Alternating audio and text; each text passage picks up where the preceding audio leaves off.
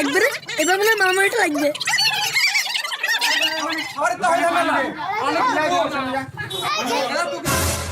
আরে তোর ভাই ভাই তর্কাতর্কি কতক্ষণ করবি রে? হাতাহাতি ফাটাফাটি মারামারি ফুলাফুলি কিলাকিলি লাথালাথি যা করবি কর। যত বরফ লাগবে সব আমি দেবো।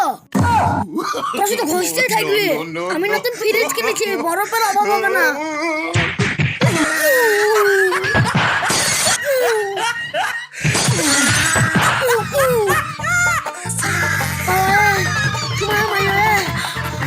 ওকে উপকার কাকে বলবো বললাম,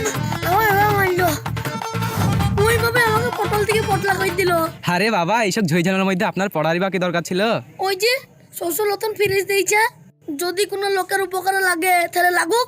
সমস্যায় আজকালকার দিনে মানুষের যেচি উপকার করতে নাই।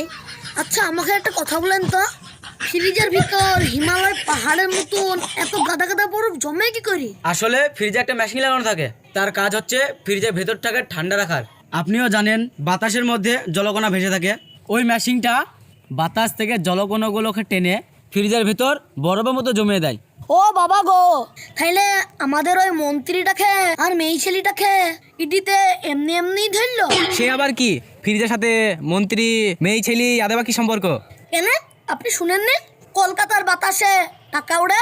তো নিশ্চয় ওদের বাড়িগুলাতে ওই রকম কোনো মেশিন ছিল। সেই মেশিনটা বাতাস থেকে টাকাগুলোকে টেনে টেনে বান্ডিল করে ওদের বাড়ির ফ্ল্যাটে জমি দিয়েছিল। তার লাগেই তো পুলিশে ধরার পর এ বলছে আমার টাকা লাই, ও বলছে আমার টাকা লাই। সত্যি মশাই, আপনার কথায় কিন্তু যুক্তি আছে। হ্যাঁ হ্যাঁ ঠিক আছে, তা আমার ফ্রিজটাকে একটু নিয়ে আসার ব্যবস্থা করেন। আপনাদেরকে টাকা পয়সা কিচ্ছু দিতে হবে না। না না, এটা কি কোনো কথা হইলো?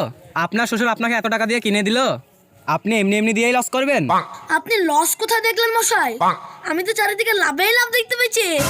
মানে ফ্রিজের লেগে মায়ের খেতে হইলো, তারের ওষুধ কিনতে হইলো, এই যে 2 মাস ধরে ফ্রিজটাকে চালাইছি, তারের কারেন্টের বিল লাগলো, এইসব গুলা যদি আমাকে না দিতে হয় তাহলে তো ফ্রিজের দাম উঠেই গেল। তারপর তো সারা জীবন পড়েই আছে, সেগুলো তো লাভেই লাভ।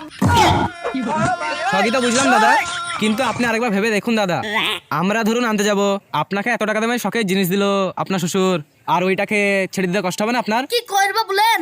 বলছি ধরেন আমি আজকে খাসির মাংস দিয়ে সিঙ্গারা খেলাম, আর কালকে সকালে ধরেন আমার পেটটা ভুটোর ভাটুর করতে লাগলো, তাই বলে কি 1000 টাকা কেজি খাসির মাংস খেয়েছি বলি আমি কি পায়খানায় যাব না?